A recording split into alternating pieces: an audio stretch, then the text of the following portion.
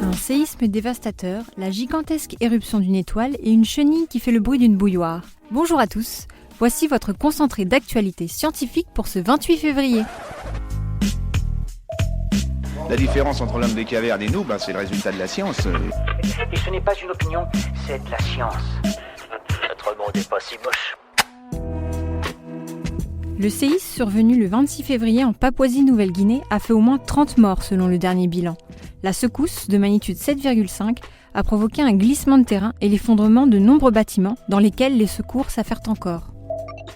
Un vol en apesanteur avec Thomas Pesquet aux commandes, ça vous dit ? Le désormais célèbre astronaute français a annoncé sur Instagram avoir terminé sa formation. Il est désormais qualifié pour réaliser des vols paraboliques à bord de l'Airbus A310-0G. Un cinquième des antibiotiques prescrits en Angleterre serait inutile selon une nouvelle étude. Un problème dénoncé par les médecins et qui ne concerne pas que les Britanniques. À l'échelle mondiale, cette utilisation excessive favoriserait notamment la résistance des bactéries aux antibiotiques. Direction l'espace maintenant. L'étoile la plus proche de notre système solaire, Proxima Centauri, a connu une éruption gigantesque. Des chercheurs affirment que l'événement était 10 fois plus brillant que ce que peut produire notre Soleil. Une découverte qui amenuise les chances de trouver de la vie sur Proxima b, la planète qui orbite autour de l'étoile. Super, j'adore. Alors écoute-moi bien, je vais essayer d'être clair avec toi. Ouais, génial. Les chenilles ne sont pas connues pour être particulièrement bruyantes. Et pourtant, des chercheurs ont mis en évidence une chenille qui met un bruit similaire à celui d'une bouilloire. L'animal produirait ce son en aspirant l'air à travers sa bouche et ses intestins, puis en le libérant selon le chemin inverse. Une drôle de méthode quand on sait que les chenilles ne respirent normalement pas par la bouche. Il existe sur Terre un endroit semblable à Mars.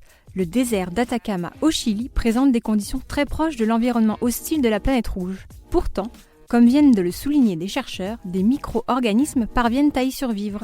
Une découverte qui relance l'espoir de trouver de la vie sur Mars. L'histoire évolutive des éléphants est plus complexe qu'on ne pensait. Une nouvelle analyse a notamment permis de découvrir que les deux espèces africaines, pourtant voisines, ne se sont pas croisées génétiquement depuis au moins 500 000 ans. Une découverte qui pourrait s'avérer cruciale pour la conservation de cet animal menacé.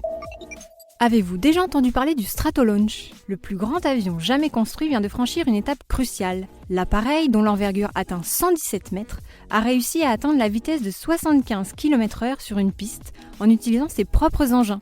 Un pas de plus pour cet avion conçu pour envoyer des fusées dans l'espace. Son premier vol d'essai est prévu pour 2019. Et voilà, c'est tout pour aujourd'hui. On vous souhaite une bonne journée et on vous dit à demain pour de nouvelles actualités scientifiques. Voilà. Il ne reste plus qu'à vous remercier de votre attention. C'est tout pour aujourd'hui. Au revoir.